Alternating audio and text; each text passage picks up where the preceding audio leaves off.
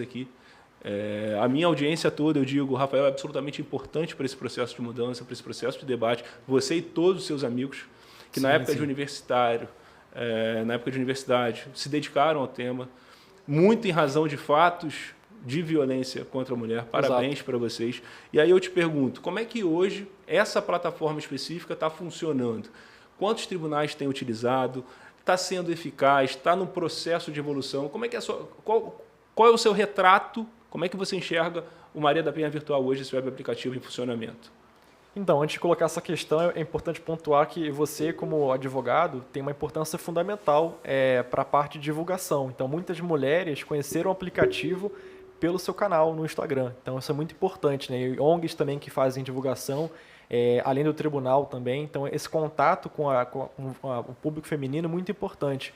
E a gente tem muito esse retorno, né? Mulheres que procuram a gente pelo Instagram, que falam que usaram o sistema, né, e conheceram pelo seu canal. E aí é bastante gratificante, né, ter esse tipo de retorno. Pô, O aplicativo ele é muito simples, né? A gente propôs uma solução que fosse de fácil acesso para a vítima. Então ele é acessível pelo celular, pelo computador ou qualquer outro dispositivo conectado à internet. A vítima acessa um aplicativo web que não precisa de armazenamento do celular, não precisa ser baixado, ele é de fácil acesso mesmo. Ela usa ali, em menos de 5 minutos ela consegue requerer uma medida protetiva diretamente ao Poder Judiciário. O aplicativo funciona hoje, né, em todo o estado do Rio, para os 92 municípios e vincula a vítima ao Tribunal de Justiça. Ela consegue em menos de 5 minutos, como eu falei, requerer a protetiva e essa decisão sair até em 48 horas, que é o tempo que o próprio Conselho Nacional de Justiça determina. E o interessante é um aplicativo que facilita, né? Então, em geral, quando a gente pensa em medida protetiva, a gente tem ali 48 horas para o delegado remeter, né, em um expediente o pedido de protetiva ao judiciário e o judiciário tem mais 48 horas para decidir, ou seja, 4 dias. O aplicativo a gente reduz para 2 dias. Então, é fundamental. Ou até menos, né? Dependendo da sensibilidade, né, da própria juíza ou juiz. Então, esse avanço que a gente quer levar para as mulheres, né? É muito importante isso. Fenomenal. Hoje, me parece que só o estado do Rio de Janeiro que implementou, né, a ferramenta. Mas ainda que seja um estado, já é um processo inaugural de implementação dessa inteligência. Aí eu te pergunto, você já ficou sabendo de algum caso específico de alguma pessoa, de alguma mulher que tenha utilizado a plataforma que vocês criaram e consegue aqui descrever para a gente algum caso que seja interessante, que tenha funcionado? Essa parte assim, é essencial, né? Falar sobre estudo estatístico, né? Até para pensar em política pública, né?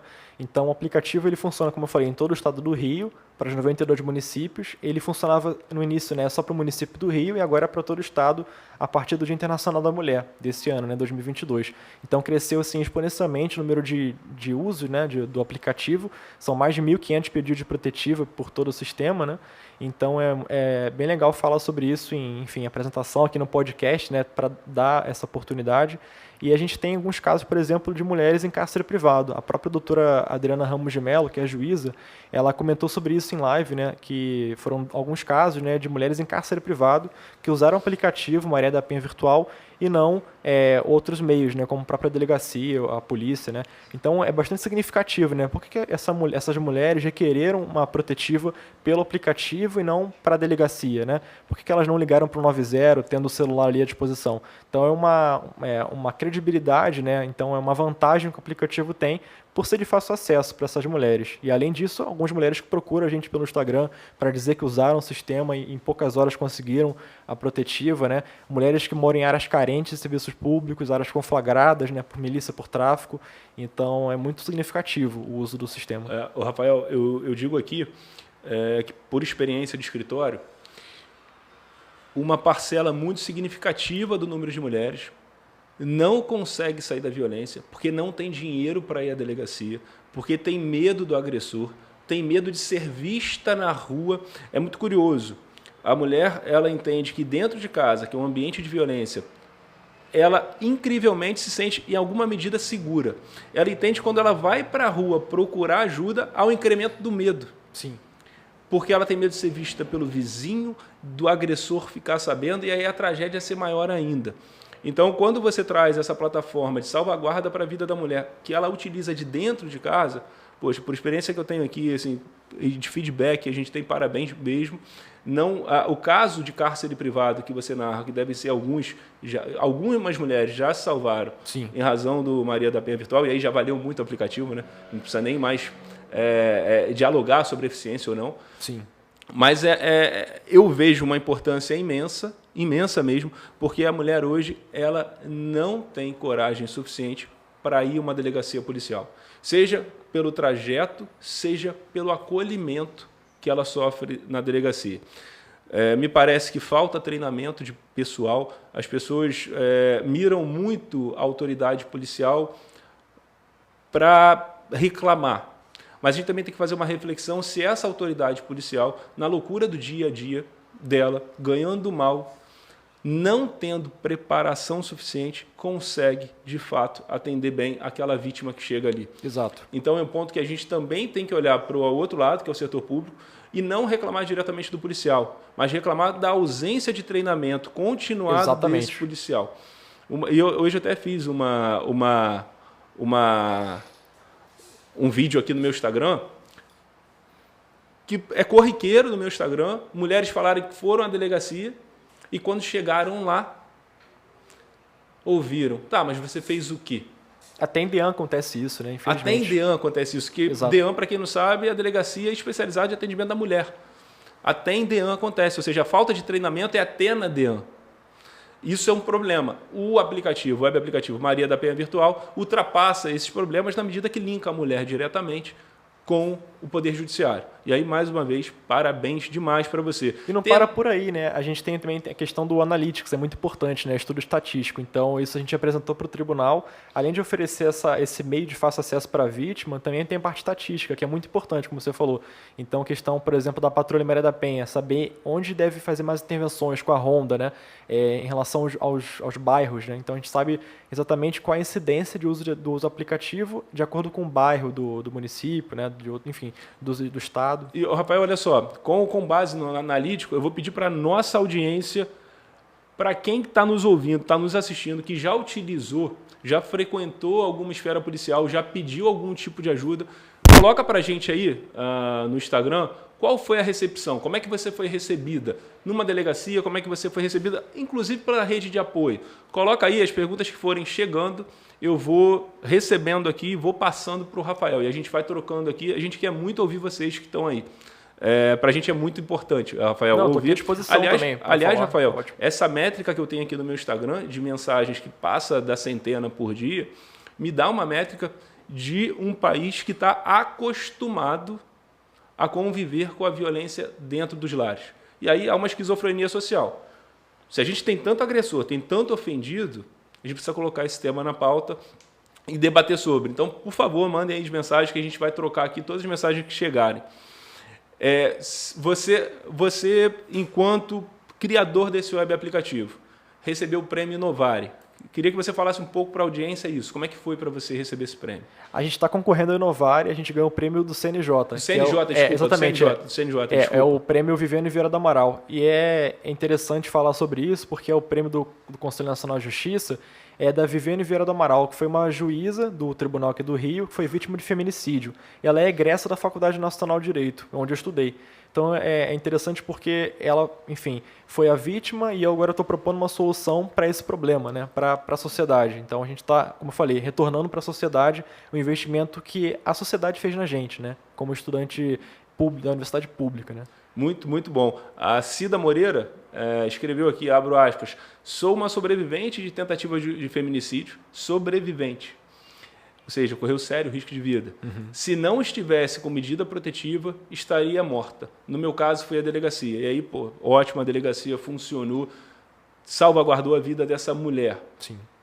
Aí vem a questão posterior. Depois que a mulher vai à delegacia, isso a gente tem enfrentado muito, Rafael, na nossa audiência aqui. A mulher diz que vai à delegacia, ultrapassa todas as barreiras, é atendida, mas volta para casa com papel. Aquele papel deixa ela absolutamente insegura. Eu te digo aqui que tem 2 meses, a Simone, que inclusive deve estar nos acompanhando aí, me convidou para uma reunião, a gente fez via Zoom com o Google Brasil, para conversar sobre ferramentas práticas de limitação de encontro do agressor com a ofendida. E aí o Google Brasil estava pontuando que ele já tem as ferramentas ali de tornozeleira conectado com o telefone da ofendida, que quando o ofensor, o agressor, chega perto dessa mulher, o telefone informa e começa a rastrear onde ele está, com um botão de pânico. Aí pergunto, com relação ao web aplicativo Maria da Penha Virtual, você imagina, você vê evoluções não só para chegar até a ordem judicial, que já é parabéns demais para vocês, mas num passo, um degrau a mais.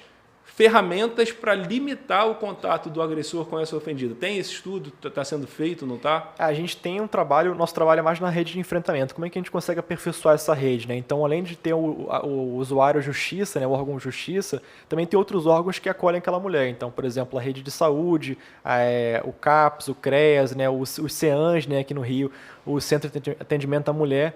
Então, são serviços que acolhem e prestam assistência psicológica, social, jurídica, né, para essa mulher. Então, a gente quer levar o serviço, que é o Maria da Penha Virtual Prefeitura, para os municípios, né? Então, outra solução mais ampla, não só para violência doméstica, mas também violência extrafamiliar, que é caso de assédio moral, importunação, né, aquela que acontece no transporte público. Então, a gente quer levar uma solução para os municípios, né? Facilitar esse acesso para essas mulheres, para toda a rede. E aí ganhar agilidade. Como a gente falou, é importante ter agilidade nesse tipo de proteção para que a vítima não seja revitimizada, não sofra de novo tudo aquilo, né? Que ela consiga uma proteção rápida. Um dado adicional que a gente debateu nessa reunião que a gente teve com o Google foi que, além da segurança da mulher, da vida e da liberdade dela, tem outro aspecto que me parece que está na totalidade dessas mulheres que sofrem violência, que é problema psicológico. E aí nós começamos a fazer contato com pessoas próprias, com entidades próprias da área da psicologia, e a grande maioria, a esmagadora maioria, sinalizou no sentido de, olha, quero ajudar. Quero doar um tempo meu para atender mulher em situação de violência. Então, a gente viu a demanda muito grande de mulher precisando de atendimento psicológico e, de outro lado, uma mão de obra disponibilizada de forma gratuita para dar esse atendimento. E aí, a gente pontuando na reunião com o Google, a gente falou como é que cria uma inteligência artificial de linkar essa mulher que precisa desse serviço com a mão de obra gratuita desse serviço para que ela não tenha custo e não saia de casa. E essa é uma etapa seguinte que a gente está caminhando para tentar desenvolver um método. Aliás, você vai estar convidado para a próxima reunião. Pô, tá ótimo. O Google Brasil o Google Brasil e a Simone fizeram questão que você participasse. Bacana. Então, para toda a nossa audiência aí que está nos acompanhando, a gente está caminhando no sentido de tentar encontrar soluções práticas para melhorar a vida das pessoas aqui e vamos tentar, né? O caminho é muito difícil, é muito longo, não é fácil, mas sim, pessoas boas começam a aparecer. Rafael, é muito curioso, como é que existem muitas pessoas boas na sociedade querendo ajudar. E aí, quando a gente começa a falar sobre o tema, essas pessoas começam a se unir e apresentar soluções. Mais uma seguidora do Instagram, a Bianca Leão, fala o seguinte, eu fui a uma DEAN com medo, com vergonha, mas fui surpreendentemente bem atendida, para minha surpresa. Pô, muito bom, muito Isso bom. É muito bom, isso é muito bom. Mas sei que sou uma exceção, infelizmente. Por outro lado, me sinto frustrada porque nada aconteceu com o agressor. Aí por isso que eu te falo, da necessidade, cada vez mais eu vejo isso na nossa audiência aqui, de avançar. O Maria da Penha Virtual, Golaço linkou. É uma ponte, né, entre o grupo vulnerável e o órgão público. E agora com uma necessidade da gente subir mais um degrau para garantir efetivamente a prática da decisão judicial. Se você julga esse o maior desafio do Maria da Penha Virtual hoje, esse avanço, esse degrau posterior, vocês não têm isso em mente? E como é que está? E já numa segunda pergunta, que é uma pergunta frequente também da audiência, que não está no Rio de Janeiro, é quando Maria da Penha Virtual chega nos outros estados? Vamos lá, essa pergunta assim, a gente queria lançar para todo o Brasil, né? Eu até brinco assim, se eu fosse a Anitta ou outra pessoa mais famosa, eu teria lançado no Brasil inteiro e teria uma repercussão muito grande, né? Então a gente começou pequeno, como eu falei, a gente é estudante de Direito e Tecnologia da Informação, né? Tem o João Vitor que também está assistindo a gente, o Matheus também são programadores e trabalham com isso. Como eu falei, a gente pensou com muito cuidado sobre o aplicativo, como é que ele pode ser de fácil acesso. Então, é um aplicativo web, não é um aplicativo de loja virtual, que gera aquele armazenamento, né, aquele risco de ter na tela do celular aquele ícone, né? Então a gente procurou trabalhar muito bem isso, até com design, né, com mulheres também, para tornar a solução mais fácil acesso possível. A gente vai em breve, né, não tem uma data definida ainda, mas a gente vai lançar na Paraíba, no Tribunal da Paraíba. Muito bom. Estamos muito bom. em contato também com outros tribunais, Tribunal de Alagoas, Tribunal do Amazonas, agora também fazendo contato com o Acre. A gente procura expandir esse aplicativo. A gente queria muito que o CNJ levasse, né, a nível nacional e a gente pudesse fazer essas interlocuções, né, os diálogos com a rede. Então, fazer por interoperabilidade, que fala. A gente coloca aplicativos, né, como eu falei, para o município, para a rede de saúde. O mesmo aplicativo, só que, igual a gente fala, na China, por exemplo, tem super aplicativos, né? Que você entra num site, como aqui o gov.br, né? A gente entra no site, tem tudo, né? Tem todos os tipos de serviço. É a mesma coisa para a mulher. Então é fundamental ter esse tipo de atendimento. Como você falou, psicólogo, né? Atendimento psicológico é fundamental. Pô, muito bom. Muito bom, Rafael, ver um jovem na sua posição que se dedica, se esforça, se esmera aí para apresentar soluções para uma parcela enorme da população que precisa de ajuda. Muito, muito, muito bacana. Sim. A gente teve uma pergunta aqui que foi do Amorgado Detetive Particular. Essa é uma seguidora nossa. E no caso do agressor, seu próprio policial civil, onde a vítima vai fazer a denúncia.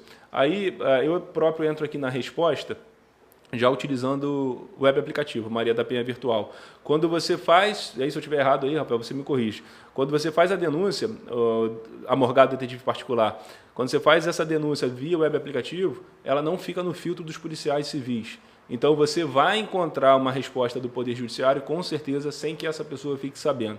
Exatamente. Não é? E assim, o ponto é exatamente esse. A gente teve outro dia aqui no Rio aquele caso de um policial que agrediu a própria empregada, né, num elevador. Então aquele caso é muito significativo. É um policial agredindo a empregada. Isso é violência doméstica também. E aí como é que ela vai denunciar? Vai à delegacia? Todo mundo deve conhecer o sujeito, enfim. E a gente sabe dessa dificuldade, desse caso, né, de um policial, né, enfim, a violência institucional, algum agente público, né, da lei, enfim. E aí o aplicativo ele é um meio de fácil acesso para essa vítima, né, conseguir fazer protetiva diretamente ao Poder Judiciário. Então, por exemplo, se a vítima mora no Complexo do Alemão, que é uma área conflagrada, né, de tráfico, a gente consegue vincular o bairro onde aconteceu a agressão ao juizado competente. Então, se a vítima está no Complexo do Alemão, o juizado competente é da Leopoldina. Isso é bem interessante porque facilita esse vínculo, né? Já se cria um processo automático, não tem nenhum intermediário. Sim, isso é ótimo. Aliás, reforçando, o web aplicativo Maria da Penha Virtual é absolutamente seguro, é muito seguro, pode utilizar. Se a resposta do Poder Judiciário eventualmente for demorada, em regra não tem sido, pode colocar no meu Instagram, joga que eu devolvo para o Rafael, por favor. A gente envia para o Tribunal de Justiça e a gente tenta cada vez mais colaborar numa caminhada de aprimorar. Não tem caminhada fácil, é um processo, não tem bala de prata, né, Rafael? É um processo de construção. A gente falou agora há pouco da tornozeleira, né, que é uma saída que o Google fornece para a mulher conseguir monitorar quando o ofensor entra no raio de territorialidade dela. Aí, o Bianca Leão escreveu o seguinte, olha, ainda sou difamada pelo meu agressor, que mesmo com medida protetiva, diz aos quatro ventos que nunca encostou um dedo em mim. Me expõe, eu tenho medo o tempo todo. E ele, vivendo numa boa. Aí, Bianca, Rafael, eu tenho dito muito aqui no meu Instagram que a gente precisa urgentemente visitar também o nosso período lá de primeira infância, de primeira criação. Não é razoável que a gente viva numa sociedade que a cada 4 casas um homem seja agressor. Exato. Então, parece que há uma falha social seríssima, grave. Uma questão cultural enraizada, né? Muito. Parece, Rafael, quando a gente olha o passado brasileiro, passado até no mundo, mas eu vou olhar aqui para o Brasil. Antigamente você tinha a figura do dote. Então, a mulher não escolhia com quem ela casava, ela era, entre aspas, vendida pela família, pais escolhiam o casamento, pagava-se o dote, a mulher era entregue para o filho daquele pai que escolheu. Então a mulher já entrava ali numa situação de submissão. E a gente pega um rastro histórico, um fio histórico, quando a gente olha para hoje e vê a submissão que a mulher ainda tem, em regra, não em todos os casos, nos contratos de casamento, talvez a gente precise refletir sobre essa ruptura de um histórico social. permanece até hoje. Eu vi, inclusive, hoje no Instagram, enfim, na notícia, né, o Congresso discutindo sobre a questão da laqueadura, né, a laqueadura que a mulher pode fazer sem consentimento do marido. Então, assim, é uma questão que parece que ainda está no passado, no século passado, né, mas ainda está em 2022. Questão de honra, né, a defesa da honra do homem, se discutindo no Supremo Tribunal Federal, assim, é uma questão que é surreal, né, imaginar que isso é 2022 ainda, né. E aí tem uma reflexão a ser feita pegando a sua fala. E juntando com a minha fala aqui com relação de rastro histórico. Defesa da honra, para a audiência que não sabe, é o seguinte, excludente, o sujeito matou a mulher, e aí ele diz que matou porque a mulher traiu ele. Isso. Aí você tinha uma excludente da honra, porque como a mulher violou a honra daquele homem, ele estaria, entre aspas, autorizado a matá-la. E aí o Supremo agora, recentemente, vem falar que isso não é excludente de ilicitude. Isso nunca deveria ter sido. Mas é uma sinalização de que ainda há resquício de que a mulher é propriedade do homem. Exato. Eu estava conversando, antes de entrar aqui no podcast, com o Alexandre, e estava falando o seguinte, falei, Alexandre, o sujeito ouve do amigo, eu nunca mais quero ser seu amigo. Nunca mais fale comigo. Ele não mata o amigo. Ele ouve do pai, ouve da mãe, olha, você nunca mais entra na minha casa. Vou seguir a minha vida sem você. Ele não mata nem o pai nem a mãe. Mas quando o homem ouve da mulher, não quero mais você, aí você acende um pavio no homem. Por quê? Porque a mulher para ele é mais importante do que o pai, do que a mãe, do que o amigo? Por quê? Porque violenta tanto o homem ouvir da mulher e entender que a mulher não quer mais nada com ele? Por que mexe muito com ele? Todos nós, eu sempre digo, a gente nasceu zerado, a nossa programação é zerada. Nascemos, a gente passa a ser programado para conviver em sociedade. Sim. Por que esse aspecto específico traz tanto problema? Por que nós, homens, não conseguimos aceitar o não de uma mulher? E é uma questão que não veio do nascimento, não veio com o sujeito, não está no nosso DNA, o machismo, enfim, a violência é uma questão que é cultural. Então, é claro que tem países mais avançados, né, em educação, né, é muito importante, como você falou, essa parte da educação, desde o início, né, na primeira infância, falar sobre direitos da mulher, que a mulher não é propriedade do homem, que ela tem direitos, tem autonomia, e respeitar a mulher, né, com todos os seus direitos. Acho que isso, assim, é muito importante desde o início da vida, né? A gente tem essa dificuldade. A gente tem, acho que 3 pontos para olhar, né? Um é a fase anterior, a educação, para que não aconteça. Depois, quando acontece, é olhar a lei e, posteriormente, a aplicação da lei. O ponto que eu sempre chamo a atenção é que a gente precisa olhar essas 3 fases. Aqui no Brasil, a questão da lei tem avançado, só que a gente não tem aplicabilidade.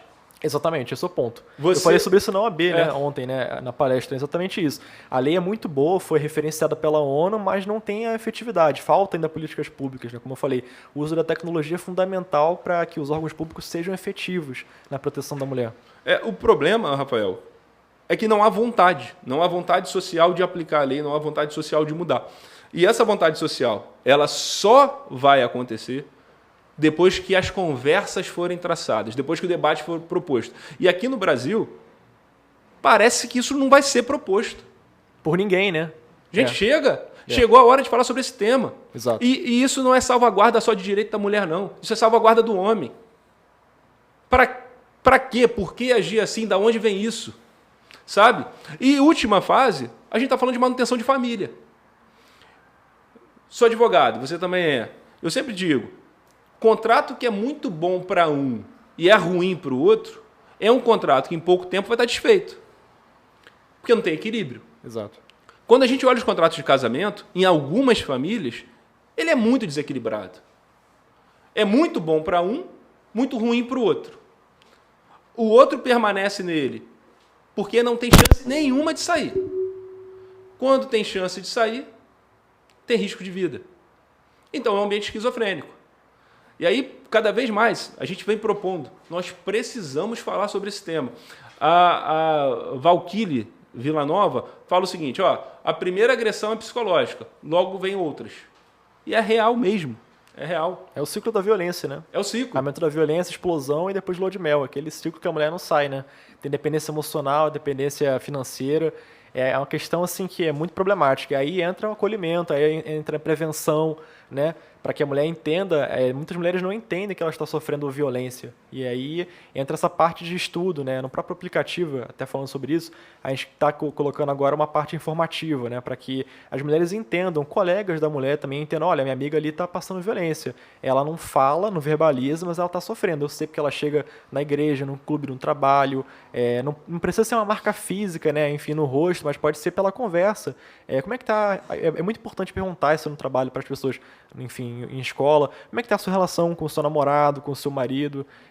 Como é que tá isso? Assim? Exercício de empatia, né? Exatamente. E aí, naquela conversa, a vítima vai abrir algumas coisas ali que ela não falaria para outras pessoas e você detecta ali alguns fatores de risco. Sim. E aí, fazer diagnóstico. E para fazer diagnóstico, você tem que exercer empatia. Isso aí. Preocupe-se em ouvir o outro. Se você está num ambiente tão alarmante de violência, se a cada 4 famílias uma tem situação de violência, preocupe-se em ouvir. Como você coloca, em perguntar. Agora, diagnosticou, não abandona a pessoa. Abraça a pessoa. E quando você fala uma vez, 2 vezes, ela não sai daquele ambiente, não é porque ela não quis sair. É porque ela não tem força ainda para sair. O medo é superior à coragem. Mas com a sua ajuda, com a sua colaboração, a coragem talvez vá superar o medo. E aí você salva a vida daquela pessoa. Você tira ela de uma escravidão que é em todos os sentidos. E aí eu volto. Quanto mais a gente fala, mais a gente liga os alertas. Na semana passada, eu achei muito curioso aqui no escritório, Rafael, que foi a primeira vez que em uma semana eu fiz 2 reuniões de mulheres que estão noivas. Em razão dos vídeos que a gente vem colocando no Instagram, elas pagaram uma consulta, vieram até aqui, uma outra foi online, para entender os direitos e deveres no contrato de casamento. E aí assim, para mim foi uma alegria imensa. Porque eu sempre digo o seguinte, o melhor momento, ou um dos melhores momentos do casamento, é o que antecede, né? Não do casamento da vida comum, é o noivado. O noivado véspera, ali tudo são flores, né? Se você, no período do noivado, não tem capacidade de sentar com uma pessoa que você está firmando um contrato que você entende que vai durar a vida toda, para com essa pessoa discutir direitos e deveres, liga um alerta. Você não está pronta para casar com essa pessoa. Se você entra num casamento, você está no noivado, que você fala, não, mas se eu for conversar com o outro sobre quem vai cuidar do filho, se eu cuidar do filho, você me remunera por isso? Se eu cuidar do filho em determinado momento, eu decidi não estar mais no casamento, ou você decidir, eu vou ter uma pensão até ser colocada no mercado de trabalho? Você acha justo ou não? E outra coisa, por exemplo, assim também, a mulher ela não pode deixar de ser quem ela é. Isso que é interessante falar, porque se ela deixa de ser quem ela é, ela já está num relacionamento tóxico, né, abusivo. Por exemplo, ela deixou de ver as amigas, o sujeito, né, o marido, o namorado, falar, eu não quero que você veja fulano ou fulana. Isso já é um relacionamento abusivo, né? E eu te digo que não é só por parte da mulher não, tá, Rafael? Pelo homem também. Por homem também. Quando a mulher também implementa isso contra o homem, também o relacionamento está ruim. Mas é muito bacana quando você vê uma transformação de educação social, que a pessoa passa a se preocupar no casamento que ela vai entrar. Eu vejo muitas pessoas preocupadas quando vai ser o casamento, onde vai ser o casamento, quem vai tocar, qual o número de salgadinho, qual o tipo de salgadinho. Só a festa, né? A fachada, né? Mas espera aí, acabou a festa. A vida comum começa. Quais são os direitos e deveres que vocês têm aqui? Vocês combinaram? É necessário combinar, sobretudo no ambiente onde nós, homens, entendemos que as mulheres são submissas a nós. Então a gente precisa conversar. Aliás, é um ponto, Rafael, que tem sido muito bacana aqui no meu Instagram. Cada vez mais tem se aproximado um número maior de homens, sendo positivos com relação às mensagens que a gente coloca aqui, falando que estamos certos. Que bom. Isso é muito legal. Uma mudança, né, na sociedade. Eu digo que esse papo nosso não tem que ser direcionado somente para as mulheres. Tem que ser para as mulheres também, para abrir a cabeça, para alertar, mas também para os homens.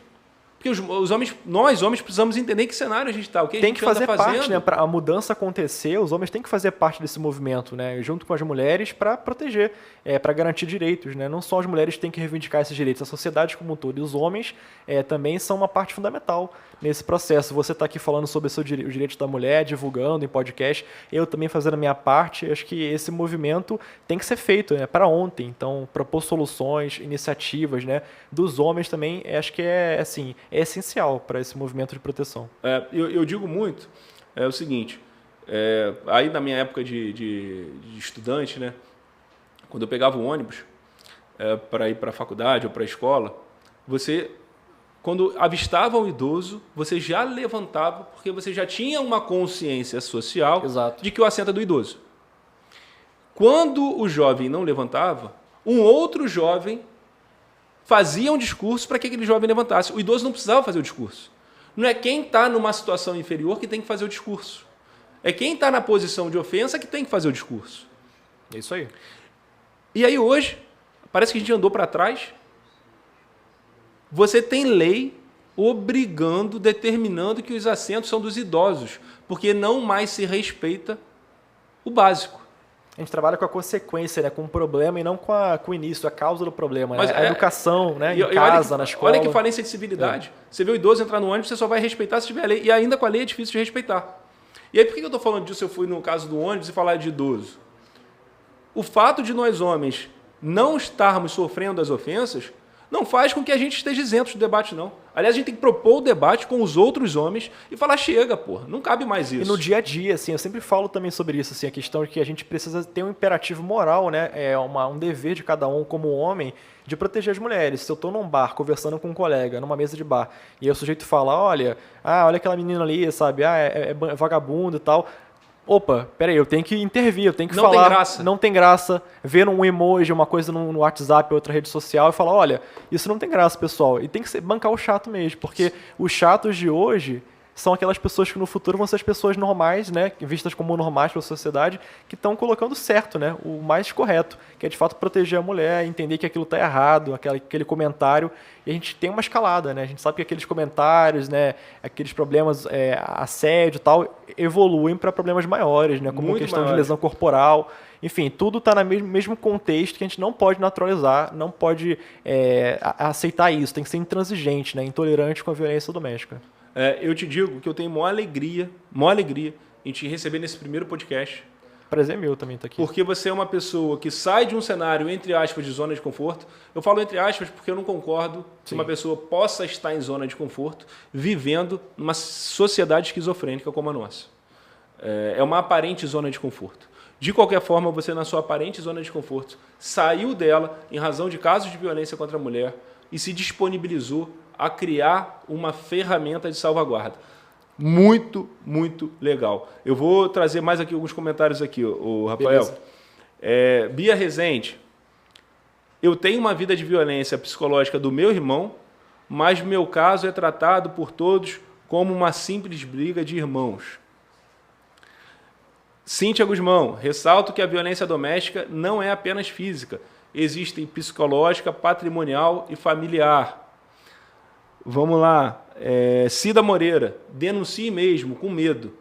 O dia de coragem pode não chegar. Não espere. Denuncie. Isso eu falo sempre aqui, Rafael, sempre aqui. Pílula de coragem. Uma hora você vai ultrapassar o medo e vai sair dessa zona de desconforto. Hoje, antes aqui de entrar nesse podcast, tive mais algumas reuniões ao longo do dia, em finalizações de casamento, com litígio, com briga. Muito recorrente, né? Também. Muito recorrente. Gente. Na pandemia agora também, né? Muito recorrente, com violência dentro do lar. E aí, Rafael, o que eu tenho visto é que as mulheres, quando têm chegado aqui na minha sala de reunião, elas já têm noção do direito que possuem.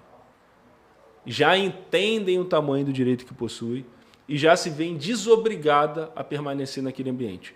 Então, eu digo que o que a gente faz e junto com a audiência, aliás, a audiência continue sempre enviando comentários, sempre contando os casos, porque é isso que enriquece o nosso debate. Quanto mais a gente conhece, mais a gente tem possibilidade de ajudar, de criar ferramentas de salvaguarda, e não só de salvaguarda, de propor um debate. Faço agora uma pergunta para você de desafio. Vamos lá. Você acredita que a gente consegue construir um canal de comunicação para os homens com relação aos fatos que acontecem contra as mulheres? Será que a gente consegue passar a dialogar em uma escala muito maior com os homens? Esse, para mim, é um dos grandes desafios que a gente tem de modificação, de transformação, de transformação social. A gente tem os programas de reeducação, né, pelo próprio tribunal, também tem programa de ressocialização, mas eu acho que é um dever, como eu falei, de todos, né, sociedade, família e da empresa. As empresas também podem colaborar de alguma forma, palestras, né, nas empresas, não só aquelas empresas mais para frente, assim, startups, nada, mas empresas comuns, de qualquer outro setor, né, então a indústria também. Tem palestras constantes, chamar advogados, advogadas, assistentes sociais, psicólogos para falar sobre a violência doméstica, a violência como um todo, né, contra a mulher, de violência de gênero, para que essas pessoas possam entender, enfim, que o que está acontecendo ali no ambiente doméstico pode ser uma violência, né? Então, acho que é muito importante também ter essas iniciativas, além, claro, de programas de educação para os agressores, porque às vezes o sujeito ele reproduz algo que aconteceu no passado, né? Que aí o pai batia nele, enfim, ele via o pai batendo na mãe, na amiga, na família, na irmã, e ele reproduz isso na esposa. É claro que ele é culpado, de fato, ele tem que ser punido por isso. Mas é muito importante ter esse braço, né, da reeducação, para aquele sujeito que ele não tenha essa reincidência, né, que ele não reproduza de novo aquela violência contra a mulher e outras pessoas. Né? E vou pegar a sua fala aqui, e aí, para esclarecer as pessoas. Existe lei que obriga o agressor a ir para um atendimento psicológico para ele se revisitar, mas eu, sinceramente, nunca vi ser aplicado. Existe lei que determina que o agressor de mulher reembolse o SUS, o que o SUS pagou para atender aquela mulher em situação de violência. Eu também nunca vi ser aplicado. Também não. E aí eu volto. As leis, por mais que sejam criadas, elas não são aplicadas. Renovo uma fala insistente. Se fosse para aplicar direito dos homens, já tinham sido todas implementadas. Mas não há interesse social em implementar leis que protejam o direito da mulher. Isso eu vou bater na tecla sempre, mas isso vai mudar depois a gente fazer o diálogo. Por isso que eu digo que a gente precisa criar ferramentas de expandir esse debate. Esse debate é muito útil. É muito útil. Ele precisa ser colocado. A gente, no ano passado, o Tribunal de Justiça do Rio recebeu 77 mil mulheres em situação de violência, concedeu 33 mil medidas protetivas. Só o Tribunal do Rio. Rafael, pega isso, divide por 365 dias. Vamos 17 milhões de casos, né, de mulheres que foram vítimas, né, em 2020. E vamos ver quantas decisões foram dadas por dia. Quantas? A cada 7 minutos, 1 minuto, 8 mulheres são agredidas. Sofre violência. A cada 1 minuto, dado o Observatório da Mulher, cada 1 minuto, 8 mulheres sofrem violência. Então, por mais que a gente crie as ferramentas, elas são úteis para proteger e para punir, a gente precisa debater. A cada 7 horas um feminicídio, né? É assustador isso no Brasil, né? A gente teve o caso do hospital há pouco tempo. E aí veio uma pergunta aqui no Instagram, que era o seguinte. O caso do hospital, com relação ao anestesista, todo mundo ficou sabendo, ou a grande maioria ficou sabendo. Aí vem uma pergunta no meu Instagram que é assim, mas por que a gestante não se valeu do direito de ter um acompanhante na hora do parto? Olha que loucura que chegou. Lembra que eu falei da questão do ônibus? Hoje você precisa criar uma lei para a mulher ter um acompanhante quando está sedada, para não ter o corpo desrespeitado. E aí, se ela não tem um acompanhante, a culpa é dela que não tinha um salvador numa sala de parto. Aí faça meu favor. Pô. Não dá para culpabilizar a mulher, né? Essa é a falência social completa. E aí, não adianta, não tem lei, aí não tem nada resolve isso. Sim. Nada resolve. E dialogar, debater, a gente precisa trazer os homens para essa pauta. A gente precisa insistir, eu vou insistir sempre nessa fala. O meu Instagram hoje tem recebido bastante homem, graças a Deus, com falas positivas. E vamos caminhar. Na próxima semana, eu vou trazer aqui no segundo podcast uma psicóloga fenomenal. E o nosso tema, Rafael, vai ser coragem. Bacana. Ela é craque em programação neurolinguística. Ela traz informações de como as pessoas comandarem o seu cérebro, mudarem comportamento para terem coragem suficiente para agir mesmo diante do medo. Vai ser um super podcast igual esse aqui. Vou acompanhar também depois. Acompanha. Vou acompanhar. Espero que vai ser, com certeza vai ser muito útil. Espero que todos que tenham assistido estejam assistindo, tenha sido muito útil esse bate-papo aqui com o Rafael. A gente vai trazer ele em outras oportunidades. Acho o Rafael um craque. Precisamos de mais pessoas como vocês e como o time que está com você, Rafael. Sim, foi um prazer. Você é extremamente útil. Obrigado mesmo. E eu agradeço aqui, como eu falei, né? É uma solução da universidade que a gente criou e a gente quer levar isso para o Brasil todo, né? Para outros países também que têm uma legislação semelhante. É fundamental que a gente consiga efetivar os direitos da mulher e também dos grupos vulneráveis, né? Crianças, adolescentes, agora tem a nova lei Henri Borel, né? Crianças, adolescentes, idosos, então pessoas com deficiência. Acho que é fundamental que a gente abrace todos os grupos vulneráveis com tecnologia, com efetividade de política pública. Eu acho que é um dever não só do poder público, mas também da sociedade, da família e de empresas, né? Também poderem colaborar nesse sentido. É utilizar a tecnologia a serviço das pessoas. E todos que estão nos assistindo até agora, o Rafael tem um Instagram que é chamado Direito Ágil, está aí entre os Instagrams que eu sigo. Sigam lá e deem feedback diretamente também lá para o Direito Ágil, que eles têm conexão direta também com o Tribunal de Justiça aqui do Rio de Janeiro para implementar as melhorias. Rafael, podem ficar à vontade, pode falar, mandar mensagem, fiquem à vontade. É um prazer falar com todo mundo. Eu vou, antes de encerrar aqui, ler alguns comentários que ficaram, que são absolutamente importantes. RD Silveira. Quando pediu o divórcio, ele me disse que eu estava destruindo a família. Ou seja, comecei a me sentir culpada. Eu vivia doente no casamento e após o divórcio nunca mais tive as dores que tinha. Aliás, Rafael, que eu tenho visto aqui, muita mulher em situação de depressão, em situação de doença mental em razão de anos, décadas de relacionamento abusivo. Mas é um mar de mulher. E onde que o serviço público atuou, né? A questão é essa. Onde que teve esse caso agora recente da mulher que ficou presa, né? Onde que o serviço público atuou nesse sentido para impedir esse ciclo, né, de continuar? Um serviço público caro, ineficiente, mas que vai mudar com a pressão que a gente faz com relação a ele. Tem outro aqui, C. Nunes. Precisamos exigir das instituições governamentais a criação de espaços para acolher as mulheres vítimas de violência, dar condições de reconquistar a dignidade para ter sua própria renda. Dalila, precisamos de educação. Apenas ela pode vencer tudo. Gente, muito obrigado, Rafael, mais uma vez. Obrigado demais por estar aqui comigo nesse primeiro podcast. Sempre um prazer. Na semana que vem, 9h30, espero todos vocês. O tema vai ser coragem para, mesmo diante do medo, caminhar. Obrigado, gente, por tudo. Valeu, Rafael. Foi ótimo.